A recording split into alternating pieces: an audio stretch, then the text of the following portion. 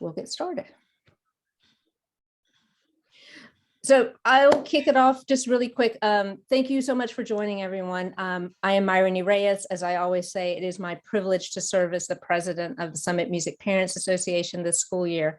For those who may not know what SMPA is all about, SMPA is really the booster organization for the music programs within the school. The funding and the support and the participation and the volunteer hours that we all put in go directly back into the music programs 100%.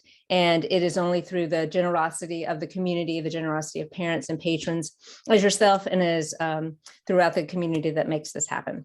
So I'm going to now turn it over to the LCJ SMS representative for SMPA this year, Christina, and I'll let her introduce herself because she will be the rep for next year when we start the new school year. So Christina, I'll turn it to you.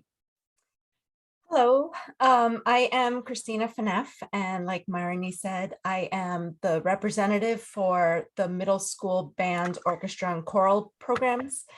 And basically what I've been trying to do is keep an eye on what is going on in the music programs at the middle school and kind of relate that to what's going on at the high school. Fortunately, I have one of each. I've got a 7th grader in the band and I have a 10th grader in the band. So I've been able to kind of keep updated on both schools and everything that's going on. So some of the things that SMPA provides later on is funding for workshops, master classes, concerts, trips. I know my 10th grader is going to Six Flags in April for some kind of performance. He's really excited about that. And once you finish 8th grade, there is a band camp for kids entering the high school band program. So there's a lot of fun things. In the middle school, SMPA supports the middle school students with scholarships that are funded by SMPA along with Lennox Underground Foundation. And students can apply for a scholarship that will help with music lessons, which will further support them in the music programs at the middle school. So that's something to keep in mind, that that's always available. So there's a lot of great things to look forward to if your student chooses to stay in the music programs through the middle school and high school. And with that, I will turn it over to Miss Manhart. Well, I just wanted to say, first of all, thank you so much to the SMPA. Your support really makes such a difference. And especially during the COVID situation, it was remarkable how wonderfully you guys stepped up and supported our students. I'm so pleased that people are showing up tonight. I know that people have a lot of questions about how does music work in the middle school. There's a lot of fear that, oh, it's going to be too much for my child. And, you know, those middle school music teachers are really tough. And, you know, if there's anything that we can do to allay some of these fears or concerns, would be a great time to get started with that. So I think we're just going to dive into our presentation and see. Yep. So, yep. So once again, thank you for being here. You tell me how you want me to page forward. I would page forward now. Oh wait. Sorry, everyone. I have lost my mouse. Hang on. Okay. My mouse has gone wiggy. Oh, I'm so glad I'm not the only one. There we go. Sorry. Okay.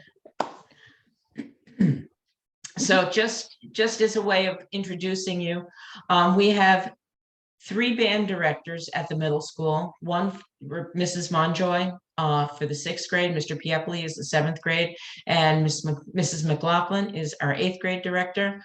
I am the director of all 3 orchestras, as well as Mrs. Rhodes, who is the director of all 3 choruses. We have generally 2 performances per grade level per year. So one's usually January-ish, somewhere in that mid-year period, and then somewhere towards the end of the year, May-ish. There is no audition process to be in band, orchestra, or chorus. And our rehearsals are during school hours. And it's one of these things where it's a really great opportunity for your child to start learning how to manage a schedule and how to figure out, oh, how do I do two things at once? How do I manage the different things that it is going to be required in high school? And it's a nice transition. We do a lot. Basically, everything that we do is run through Google Classroom. All the announcements, all the we have recordings for the students to listen to, or sheet music, that sort of thing. So if you are interested, we can always get you these emails, but that would be the first place to start if you have unanswered questions. Next slide. And chorus, orchestra, band, all of these organizations really have a massive amount of influence in terms of our social skills, team building, time management, which is what I was talking about before. And just even, I noticed this year, the fine motor coordination on a lot of our students is not to where it normally has been to this point. So it really has so many benefits, and it's not just about playing an instrument or playing music. Do we want to do this? Yeah, we have a really great video that talks about how playing music, specifically playing an instrument, makes our brains function so much better. So check it out. But I also think that it also does the same thing when you're singing. I don't think it's just an instrument.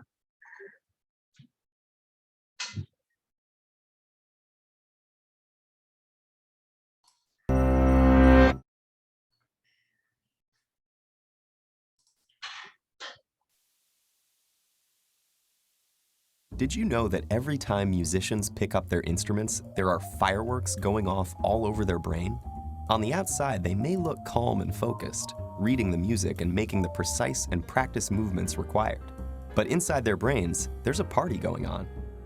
How do we know this? Well, in the last few decades, neuroscientists have made enormous breakthroughs in understanding how our brains work by monitoring them in real time with instruments like fMRI and PET scanners. When people are hooked up to these machines, tasks such as reading or doing math problems each have corresponding areas of the brain where activity can be observed. But when researchers got the participants to listen to music, they saw fireworks. Multiple areas of their brains were lighting up at once as they processed the sound, took it apart to understand elements like melody and rhythm, and then put it all back together into unified musical experience. And our brains do all this work in the split second between when we first hear the music and when our foot starts to tap along.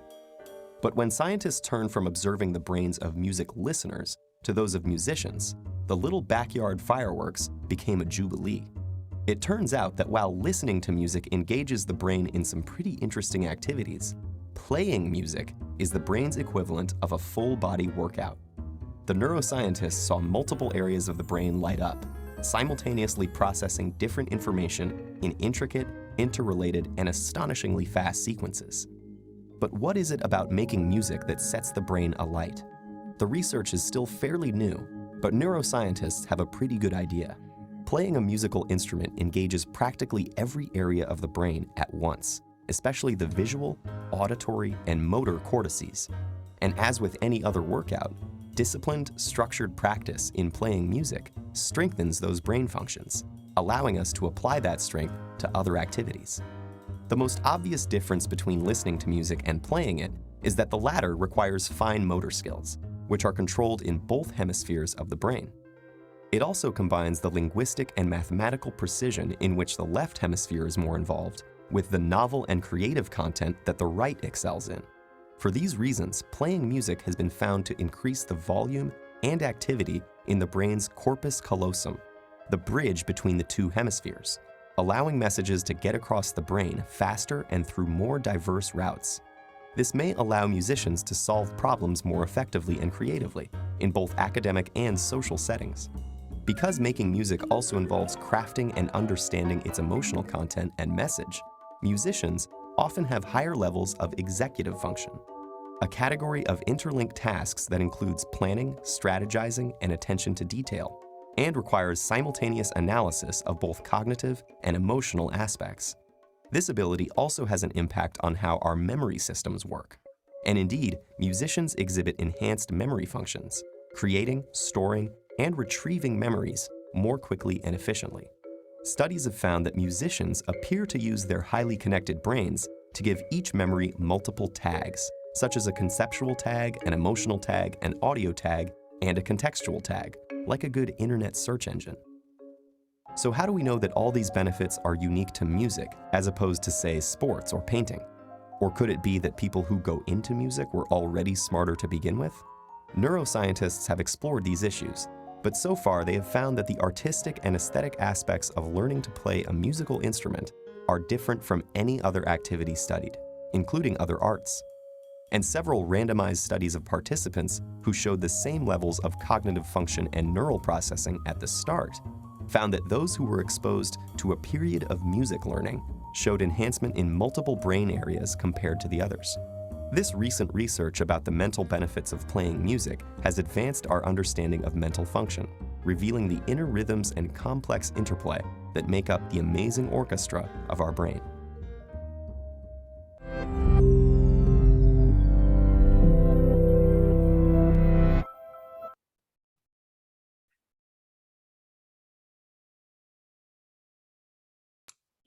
Go ahead and I'll bring up the PowerPoint in just 1 second. So let me get it.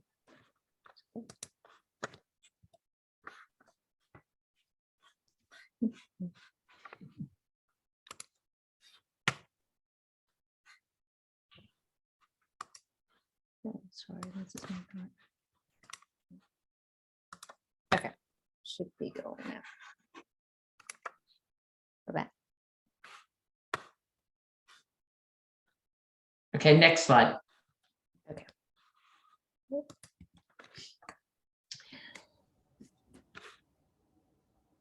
So the scheduling is always a surprise, I think, to the parents.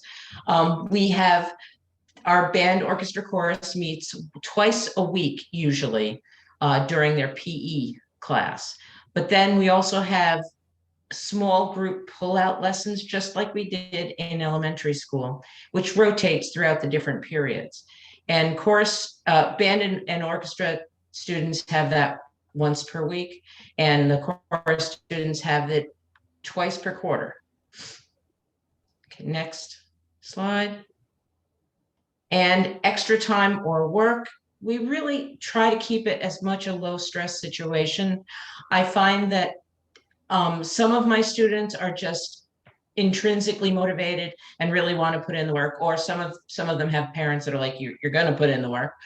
But honestly, we have many students who, even though they say they're bringing home their instruments, we know they don't. We know not a lot of practicing goes on, but you do learn a lot just from, it's almost by osmosis. And that's an important thing. And then also, I always see that as we approach our concert time, the level of concern rises in the students, and they're just like, oh, I got to take this home and I got to learn it. And they do. And it's an amazing thing. The other thing is that the students that do want to take these opportunities more seriously, we have jazz lab band, stage band, chamber orchestra, bel canto, there's the spring musical, the region band, orchestra chorus, and all those sorts of opportunities. And we're just so thrilled to be a liaison to allow the students to be able to experience these things. Next slide. So I think this is my cue. I'm very excited. Hello, I'm Mary Lynn Rhodes. I do all of the singing things. And I'm really happy to tell you incoming families that yes, your child can be in orchestra and chorus or band and chorus. Currently, and it's grown over the last 5 years that I've been here, each year it's gotten higher. This year, we have over 30 students in the 6th grade who do both. And collectively through the 3 grade levels, we have 80 students that are participating in 2 music ensembles. Next slide, please. So this is a question that I think is more prominent than ever this year. You know, we're all returning from virtual learning and feeling, you know, just that our threshold is a little smaller than it used to be for what we can handle. So I'm happy to just remind you incoming families that there is no assigned homework. Yes, we hope the students do practice, but again, you know, we really just want to get them there in the ensembles and make music together, and they'll build those practice skills over time, or like Joanne was saying, you know, close to concert time, you know, they'll put in some extra minutes and miles, but there is no real assigned homework. Everything is performance-based, and we're working within the rehearsal setting during the twice a week ensemble class or those small group pull-out lessons that rotate through. Next slide. Awesome. So I'll just speak a little to this, and then maybe Rebecca, you can expand on the band rotation. But all of the lessons, the small group lessons, are built on a rotation. So the kids are not missing their other classes, you know, more than once every 2 months. And for shared chorus and regular chorus, it's, you know, only twice per quarter, and it's not the same class.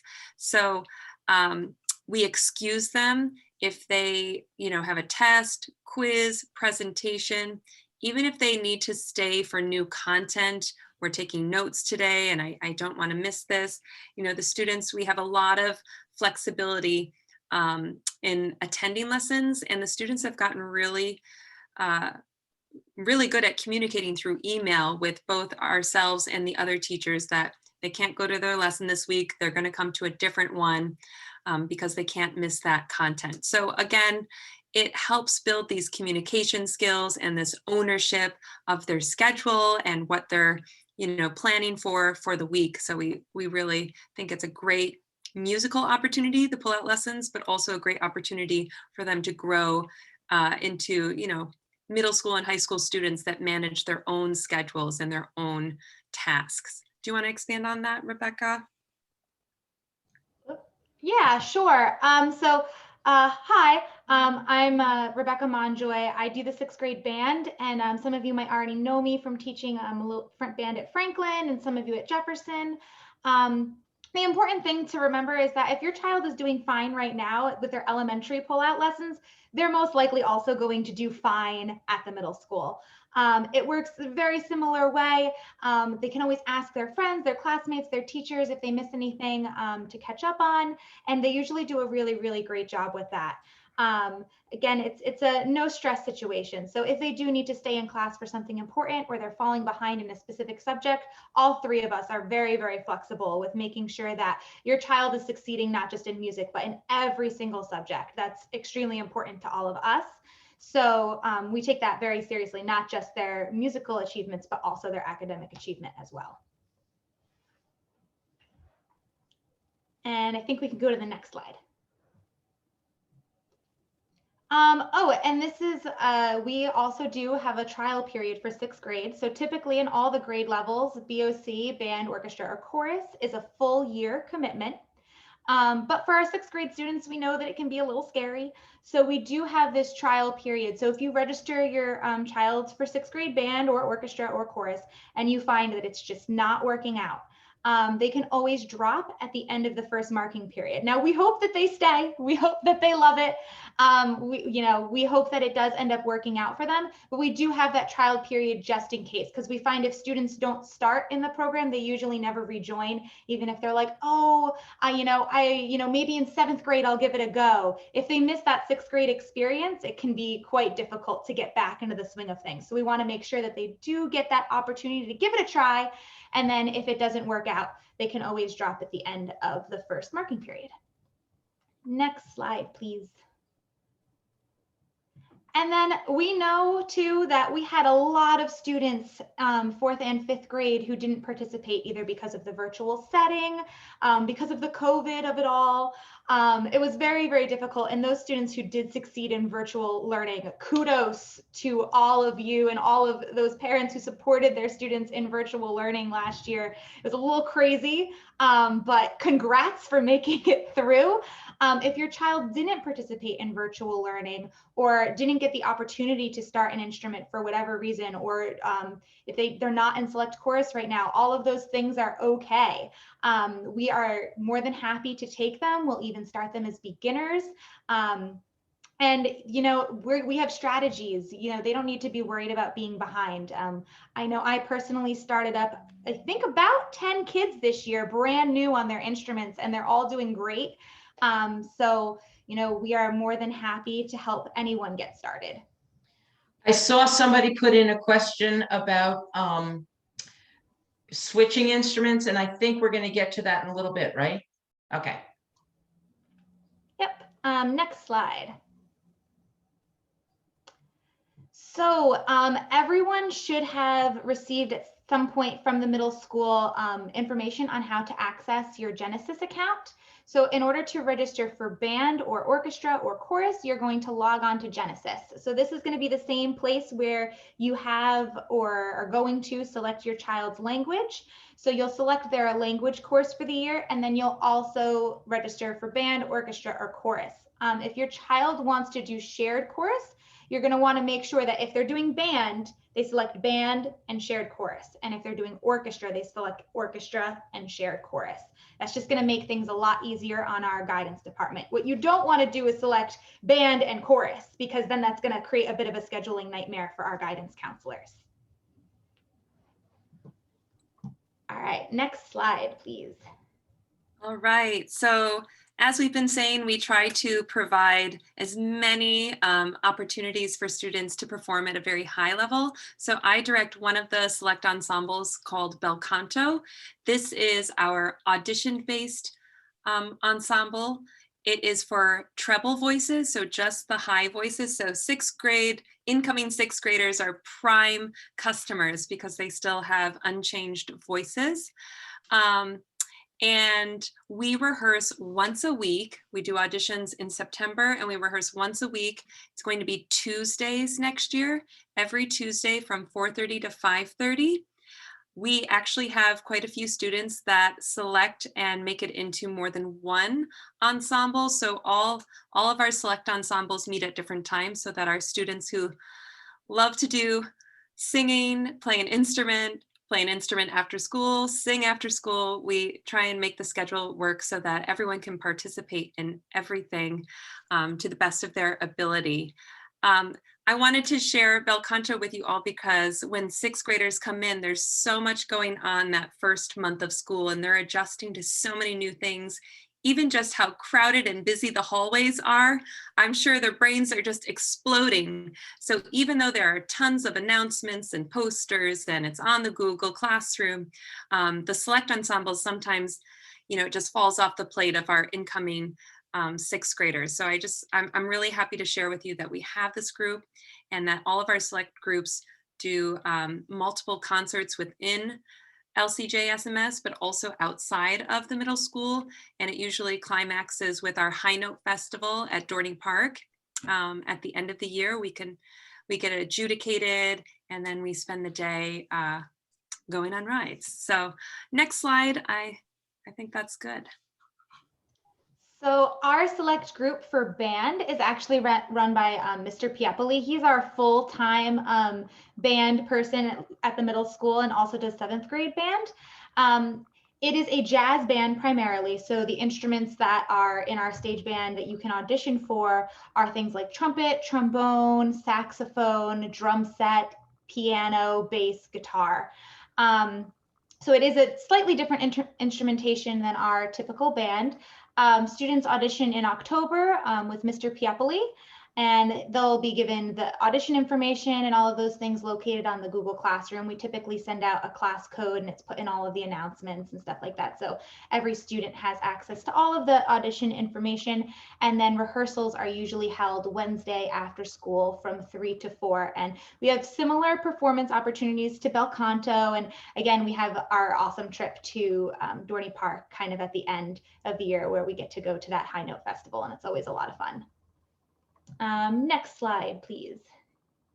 Then for students who don't want to audition, or for students who do not play one of those select instruments, we have the Jazz Lab Band, which is run by myself.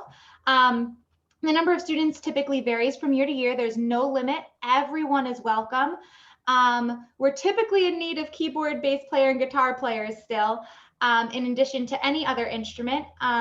And students who are selected for stage band are usually encouraged to also do Jazz Lab Band because we work on a lot of improvisation skills, which can be a super terrifying thing for any musician, to kind of make up music on the spot, or so it seems, right? So there are a bunch of tips and tricks that we work on in Jazz Lab Band. We meet on Friday mornings, so the biggest parent help that we could have is getting your child up bright and early on a Friday morning. But honestly, it's a great way to start the day, and it really gets them in a good mood, and everybody's in high spirits, and we have a great time. Next slide. Unfortunately, Mr. Anderson wasn't able to attend our meet tonight, but the high-level string players meet on, I believe it's every Tuesday from 3:15 to 4:15 in the orchestra room.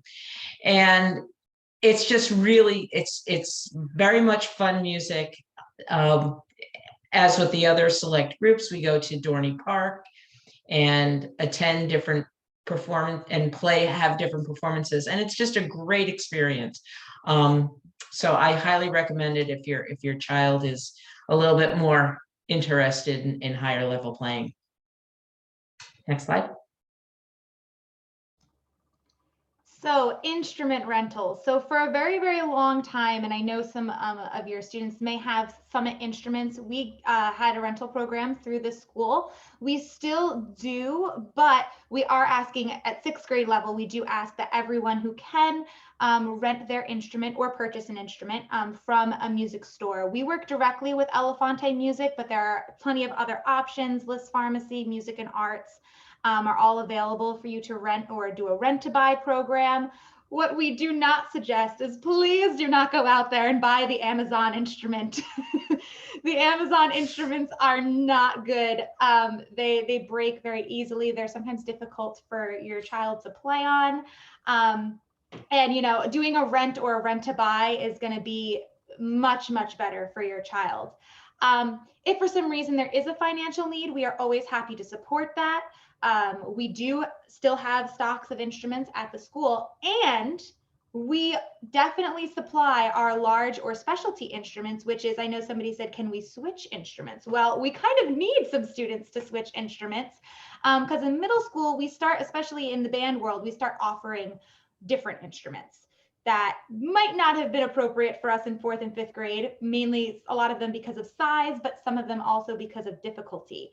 So the tuba is huge.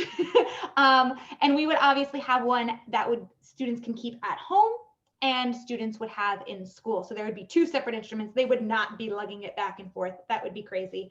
But tuba would be a great instrument switch for, say, a baritone or a trombone player that's looking to play some lower notes. The bassoon and the tenor sax and the bari sax are also all lower instruments. And larger instruments. So if your child plays the alto sax, they might be interested in, say, the tenor sax or the bari sax. And the bassoon is a little bit more complicated. It's got a double reed, but and the oboe is also the same way, but it's a great switch for students who are really excelling at their instruments and might want a little bit more of a challenge. Same thing goes for French horn. Trumpet players who might want a little bit more of a challenge, who have a really good ear, French horn could be a great switch. Clarinet players who prefer the lower sounds might prefer the bass clarinet. So all of these switches are available in middle school, and we provide those instruments. And then Miss Manhart, do you want to talk a little bit about the lower string instruments as well? Well, certainly. Just as with the larger instruments in the band world, cellos and basses, I do not expect those students to be lugging an instrument back and forth. If at all possible, it would be great if you could have a rental instrument, from an outside vendor at home. And then the school will provide you with an instrument at school. And sometimes if there's a problem, the instruments kind of get out of whack. I just tell the students, you know what, bring it in on whatever morning, and I just kind of zhuzh it up, and it's fine. That's it.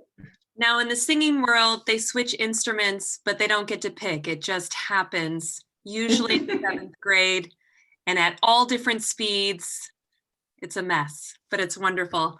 I think the next slide is our question slide. And there was a question in the chat about the boy to girl ratio in chorus. This is only my 5th year in Summit, and each year it's been very different. We have our current 8th grade class has a large amount of boys. A solid 1/3 of the chorus is boys. So it's great because we have a 1/3 that are on soprano, a 1/3 on alto, and then we have a full tenor bass section. It's really wonderful. 7th grade has a very small amount of boys in it this year. I don't know if that's, a dip from the pandemic or what, but 6th grade has a healthy amount, not quite as large as our current 8th graders, but the current 6th graders has a healthy amount of boy to girl ratio. I haven't been to all of the elementary schools yet. I've only been over to Franklin, and I saw the select chorus there, not the full chorus. So I'm eager to see if we have a good mix for next year. It makes singing wonderful when we have a balance between the boy to girl ratio. But we also get creative. We have some female singers who have very low or very large vocal ranges. So for sure in 7th and 8th grade, I have some girls that sing tenor parts, the higher tenor parts. They can sing them, and we explore our vocal ranges during those small group lessons. We actually track it in note flight and mark our highest note, our lowest note, and so we can kind of see, on this song, this vocal range will work really well for you, whereas on another song, tenor would be totally wrong, but on this song you can do it. So I hope that wasn't too long-winded, but that's the answer to that. And I just saw the next question: is piano or keyboard a part of the typical band or just the after school ensembles? So piano or keyboard, unfortunately, our band and orchestra music typically does not have those parts written for them yet. Maybe some pieces in the high school, but not yet. So if your child does play piano or keyboard and wants to play it more, the avenue for that is going to be stage band or jazz lab band.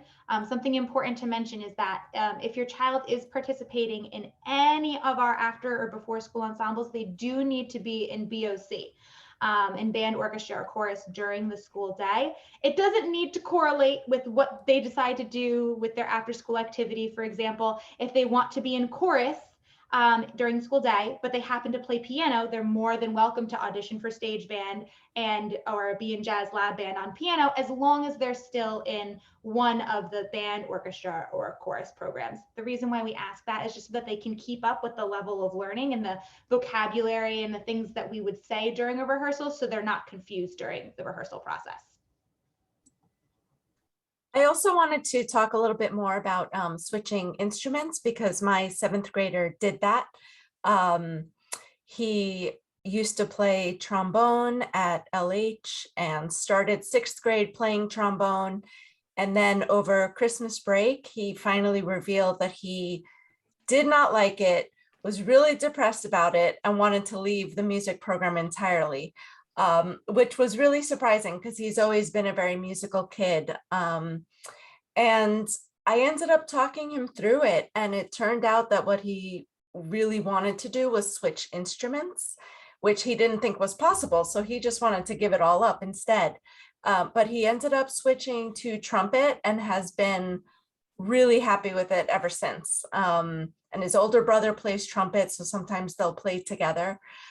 So that was a really good switch for him, and he was really happy to stay in the program. So that's definitely something, even if you're not quite sure if it's allowed, just reach out to your band director and find out how you can switch over.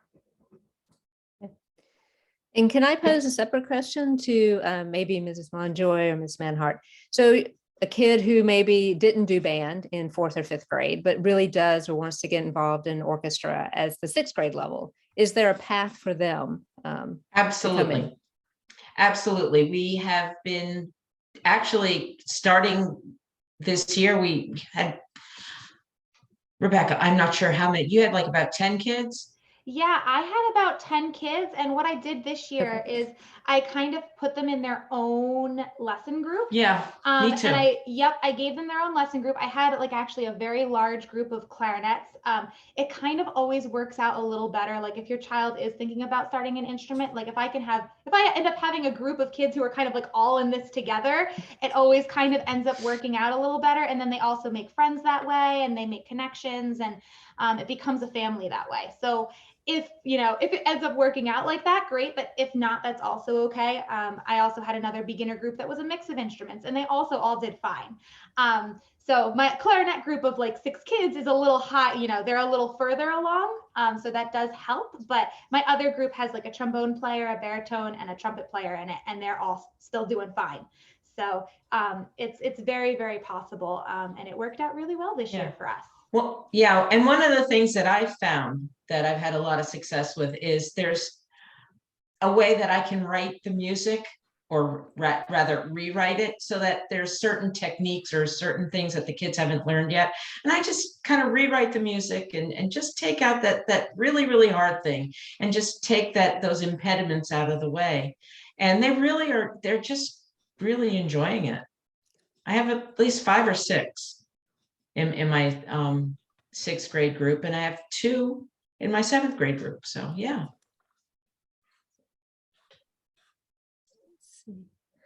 Any other questions? I don't see any other questions in the chat itself. I don't know if anyone would like to post a question to the chat. So while someone's saving up their question, if I can give you as a parent who's gone through middle school for 2 kids and now high school for 2 kids, there's a couple of things maybe I can offer. One is, yes, you can survive music in the middle school, and you will survive. And the thing that I think we forget is that the kids who join a musical group at the 6th grade level will be with those same kids all the way through high school. You don't have that in other classroom settings. I mean, they're always moving in and out. So I think that's one thing that happens is that group that joins, they're going to see each other all the way through and form that bond. And I think that kind of lines into some of the, at the 6th grade concert and a couple of the others, SMPA was given a few minutes to just talk about what SMPA is. And the one thing I've shared at the 2 concerts, or at the 3 concerts with the high school, is that we had the seniors, a few of the seniors from this year's graduating class, come to our September meeting. And we asked them this question, like, why do you choose music? Why do you choose music through middle school and some through high school? They've been in it from elementary school. And there were 6 or 7 students who all offered reasons, but the one reason that every one of them offered was the community that their music program gave them at their school setting. So I thought that was just a testament to the fact that it's not just the fact that they play or they play well or they don't play well. It's the fact that they have a group that is part of that's their people and is always behind them. And they said you get to know, these kids, each other, and then you get excited about what's going to happen to them when they graduate off to high school, for college, and go on into their careers post high school. So I'll offer that as everyone makes their decisions about what they're going to work for their student. But for our students, it has just been an awesome experience. So I think there was one new question that came in. Yeah, I just saw it. It's about the changing voice. Yes, the boys whose voices start to change, we've had a mixture in my last 5 years. We've had some boys who can still, in a healthy way that doesn't, cause any tension or pain, they can still comfortably sing in their falsetto, even though they now have access to a tenor or a baritone range. And those boys continue on. I think we have 2 8th grade boys this year. Yeah, Jake and Noah. And they sing tenor and bass during the school day. And then during bel canto, they sing alto in their sort of head voice falsetto range. Some boys that can be very uncomfortable for. So yeah, if they can't comfortably do that, I do have this great crop from 6th grade that, they were in bel canto in 6th grade and in 7th grade, and then 8th grade, they couldn't access that falsetto. And I'm sure they'll get it back, probably next year. But they are still involved both of them are actually involved in the musical. And, we just try to really build some extra opportunities within the main chorus ensemble when that happens, because if they've been in bel canto, they're pretty passionate singers. But yeah, that's one thing that we're still working on, seeing if we can get another ensemble for just our changed voices. I don't know. Mr. King and I have been kibitzing about what we can do to combat that so that there isn't a gap in their extracurricular singing. Yeah, and I mean, they really do have an edge when it comes to trying out for the musical, because the musical parts are only written for tenors and basses, right, Mrs. Rhodes? So typically they have an edge over those boys whose voices hasn't changed yet when it comes to auditioning for musical roles. So there's at least a little bit of advantage there. And then I think the other question is just about the difference between chorus and shared chorus. So chorus is for students who only want to participate in chorus. They just do that one ensemble. Shared chorus refers to a student that would be in orchestra, but also wants to sing in the chorus, or they are in band and also want to sing in chorus. So when you're doing the registration, if your child plays a band instrument and wants to sing, you would select band and shared chorus, or orchestra and shared chorus. And if they just want to sing, you pick chorus. That's just for the students who only sing. And if they just want to play an instrument, band or orchestra.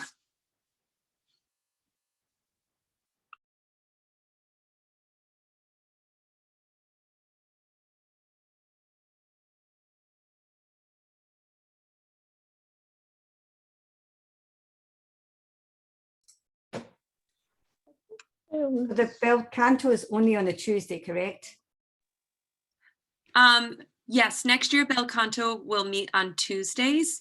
That's something that Mr. King and I are excited about, because the high school select groups also meet on Tuesday. So this is kind of setting us up to do some collaboration that we haven't been able to do in the past, since we were on different rehearsal days. So once a week on Tuesdays.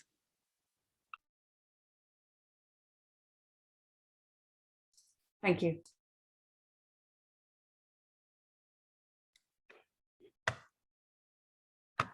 Pull out lessons versus the regular lessons. We have our large group lessons, and in those lessons we have between 40 and 90 kids. It's a giant group, and we don't really have the ability to spend a lot of time on specific instrument related issues. So we have these pull out lessons, and what that is your child will get a rotating schedule. And so this week, Wednesday, first period is their lesson. Well, there's a procedure. We don't expect them to be showing up at the lessons first thing in the morning, first thing when the period begins. They go to their teacher, they talk to their teacher, make sure that they can go to the lesson. And then they come to the orchestra lessons, and sometimes they have to take quiz first or do something else first, and then they come. And these are smaller groups. I'd say probably 10 people or less. Sometimes it's only 2 or 3 kids, and then we can work on very specific techniques. to help them play better. And so Yeah. that's the difference. Yeah, and this is very similar to what your child is currently doing right now in elementary school. I actually got to see everybody at Lincoln Hubbard and at Washington and at Brayton this week in their large band rehearsal, either during recess or at another free point in their day. And then they have their regular small group lessons where they see Mr. Gleason or myself if you're at Franklin. And for those small little lessons, which is like 5-ish kids at the elementary level or sometimes smaller. So it works the same kind of way. And then I just saw another question, can they choose band and orchestra? So they can't choose band and orchestra during the school day because they meet at the same time. However, if your child is extraordinary and already plays a band instrument and an orchestra instrument, and they are just incredibly talented, we are more than happy to work with that talent, whether that be sharing that student or if maybe they participate in band during the day or chamber orchestra after school or vice versa. We are happy to work with that. So if you have extra questions and your child does play both instruments, we will hopefully be able to make it work. And we have had that because I remember we had a fantastic oboist and, loved the oboe, wanted to play the oboe, but was also a great violinist. Well, there's no opportunity for an oboist in the stage band, so she played in chamber orchestra and it was great.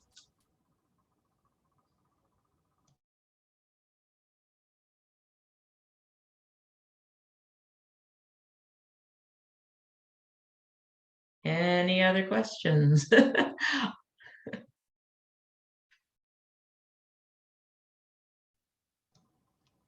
And if you do, like down the line, or you end up having a more specific question about your child or their instrument or anything like that, you can feel free to reach out to any of the three of us. We're more than happy to answer any of your questions. Also, I'd like to say that sometimes you may not know who the right person is to ask. Well, you can always ask your elementary general music teacher. And that person will put you in touch with the right person, or, if you just might have questions, and please always feel free to reach out to somebody and we'll get you some kind of an answer. Thank you all. I would just like to say thank you again to SMPA, because honestly, you helped us so much. You always help us so much, but especially last year, all of the guest artists from Broadway and professional musicians that our kids got to meet. It was just extraordinary. So I'd just like to encourage all the parents to join forces with our current SMPA. And thank you again for allowing us this time to kind of train everybody up on what's to come. Mrs. Shen, I just saw a question in here. You have to be in either band or chorus to be in, band or orchestra to be in either stage band or chamber orchestra.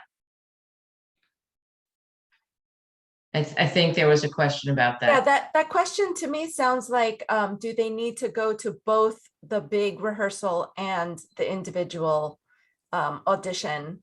Yes, they do. Yes. I'm not sure if I read that correctly, but that was how I understood the question. Well, if we didn't answer it correctly, please just reach out to me and I'll get you the right answer. Or one of us will. And I believe we're going to have this available online. Is that true? Yeah, so I am seeing that the questions are slowing down a bit. So in terms of this material, the PowerPoint, the presentation will be on the Fine Performing and Practical Arts site off of the district website. We will also post that as well as this recording on our SMPA website, which is smpasummit.org. And we'll send out a blast. I think we've got most of the information. We've got definitely some names and parents that are in our email blast. We'll be put a post up on our Facebook page, and we'll also provide the information to the director so they can cascade it through their distribution channels. So give us a little bit of time, but we'll definitely get all of that available. I don't see any other questions. So if we're good. This was great. So I think this is the first time that I remember we've ever had this like music at the middle school where so many questions could be answered by the directors themselves. So thank you all. Thank you so much for putting this on. Hopefully I think it was very helpful.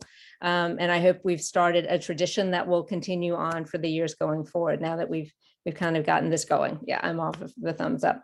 I'm going to give like some very blatant SMPA plugs for a few minutes. One is, like I said, starting at the 6th grade level, the opportunities just increase for your students to perform and to share their musical talent. So if you were to pay attention, and keep me honest on some of the dates, Mrs. Forgione, but April the 1st is the music festival at the high school, where all the groups will be performing. April the 6th, I think, is somewhere. The select groups from the high school will be performing at the New Jersey Performing Arts NJ PAC in Newark, which is an amazing venue, world-class venue where our students will be sitting on a stage that world-class professional artists have set on and performing. And information, if you were so interested in joining, will be out in terms of getting a ticket. 2 years ago, or right before COVID, select groups from the high school went and performed at Carnegie. So that's an opportunity that's available to students as they go in through the high school level. And on April the 21st will be our big band dance at the Grand Summit Hotel this year. It's the showcase of our jazz band. It's an amazing, wonderful event with dancing and dinner and just a great celebration. So we would love for everyone to join us on that date of the 21st. Okay, and then I think that was kind of like my plugs of some big events that SMPA will be sponsoring as we go through the spring. And so we look forward to having everybody join us as much as possible. Okay. All right, well, I'm going to close out the meeting if that's great. Thank you again, the directors from the middle school. I'm looking forward to the 6th grade, the 7th grade, and the 8th grade spring concerts. They're going to be here before we know them. And I'm looking forward to all of the 5th grade parents joining us as their 6th graders start next in the fall. So thanks everyone for the evening. I really appreciate your time and your participation, and we look forward to seeing you. Okay. Bye-bye all.